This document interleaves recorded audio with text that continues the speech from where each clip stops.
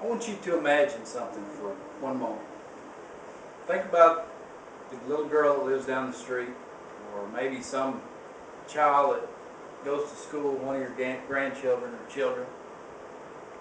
And in the morning you pick up the paper and you find out that this little girl's been brutally raped and murdered.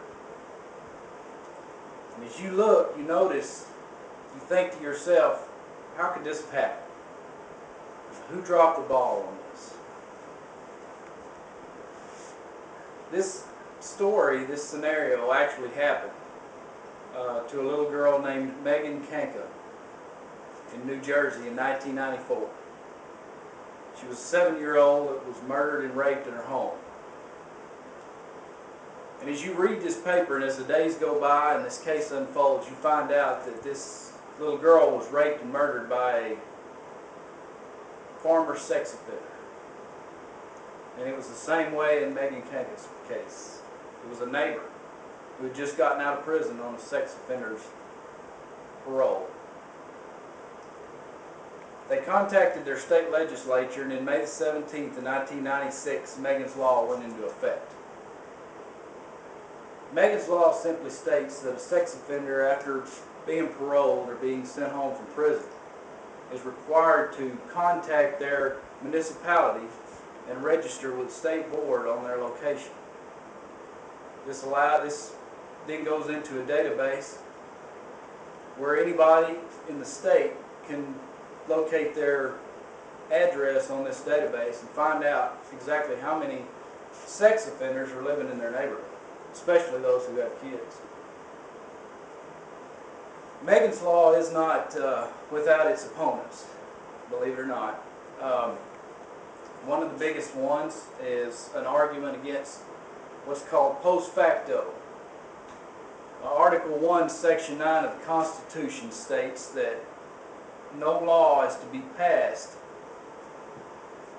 that can try criminals on past crimes. In other words, if they commit a crime before the law is written, then they're not held responsible for the law after comes into effect.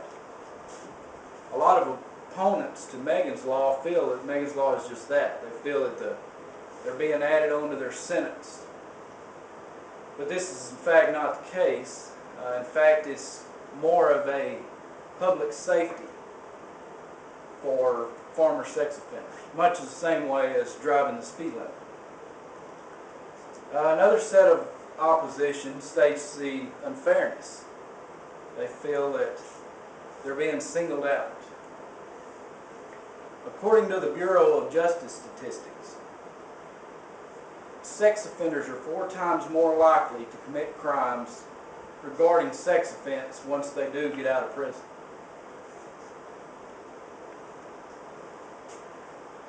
The third opponent is that they feel as though sex offenders the sex offense is being held over their head even after they've, quote, paid their time to society. However, as we know, the fairness of the victims always comes first over the fairness of someone who's committed the offense.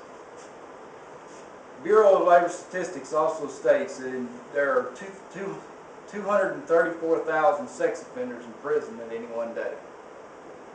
And after being paroled or released, these 5.3% of these sex offenders will return to prison on another sex offense crime. Megan's Law was put into effect to prevent that from happening. It was put into effect to protect civilians, to protect the innocent, basically, from those who were preying on young children. There are numerous websites that you can go to, sex offense websites. Also, the State Department of Public Safety also has a record of sex offenders in your neighborhood. So as the laws become real, such as Megan's Law, it's always good to remember that they were created to protect the innocent from the guilty.